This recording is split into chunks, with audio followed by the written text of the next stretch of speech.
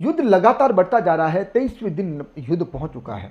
हम सबको लग रहा था कि युद्ध जल्दी ही रुक जाएगा, लेकिन ये बढ़ता जा रहा है और इसका कुछ कह भी नहीं सकते कि हो सकता है 2-4 दिन और भी खिंच जाए, तो इसका भी कोई डर नहीं। और अब इन्वेस्टर का सब्र टूटने लगा है। अब उसे समझ नहीं आ रहा कि वो करे क्या, और ये डर लाजमी है। बेच भी नहीं सकता और लेने की हिम्मत नहीं हो रही है।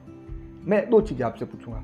पहले कि ये इक्विटी या म्यूचुअल फंड में जो इन्वेस्टमेंट है उसके वो तो टूट ही रहा है, उसके साथ साथ गोल्ड भी टूट रहा है। गोल्ड के साथ आपने क्या सोचा?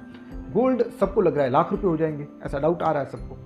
बट हमने क्या गोल्ड जो हमारे पास ज्वेलरी है, जो ऑलरेडी ज्वेलरी हमने परचेज करी, उसको बेचने की सोची क्या कि हम जब लाख रुपए होंगे तब हम खरीदेंगे? ऐसा नहीं किया ना हमने। हम क्यों नहीं करते? हमें पता है आज नहीं तो कल गोल्ड का तो रिटर्न आ ही जाएगा, और ऐसा जो मौका मिला है उसमें हम और ज़्यादा गोल्ड परचेज करने की कोशिश करते हैं। आप ज्वेलर के यहाँ जाके देख लीजिए, भीड़ पड़ी है।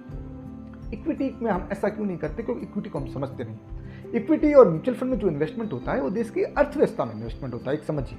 और अर्थव्यवस्था मतलब क्या होता है? जितने परिवार अर्थव्यवस्था में रहते हैं उसका जो खर्चा होता है, जैसे मेरा खर्चा 1 लाख रुपए महीना है और मेरे जैसे 10,000 परिवार इस भारत की अर्थव्यवस्था में रहते हैं, तो 10,000 इंटू 1 लाख भारत की अर्थव्यवस्था की साइज होगी। अब मुझे ये बताइए कि युद्ध हो न हो, आने वाले 5 साल में मेरा जो घर खर्च 1 लाख रुपए महीना है, ये बढ़ेगा या घटेगा? अगर ये बढ़ेगा तो निश्चित रूप से मेरा रिटर्न बढ़ेगा, क्योंकि मेरा जो ये खर्चा है ये प्राइवेट कंपनियों की कमाई है। आप समझिए इस गहराई को।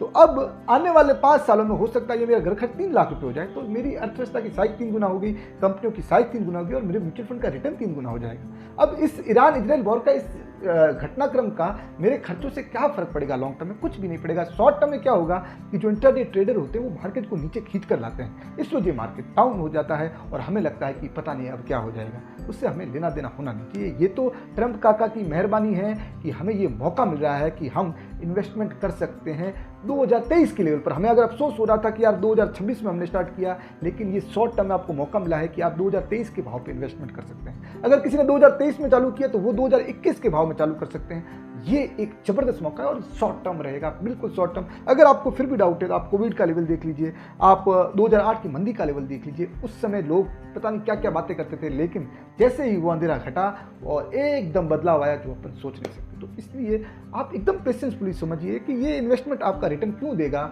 लॉजिकल सोचिए, कोई भी क्या भी बात करे पर लॉजिक से सोचिए कि लॉजिक से भारत की अर्थव्यवस्था डाउन हो सकती है क्या इस युद्ध की वजह से? नहीं हो सकती, इम्पॉसिबल है।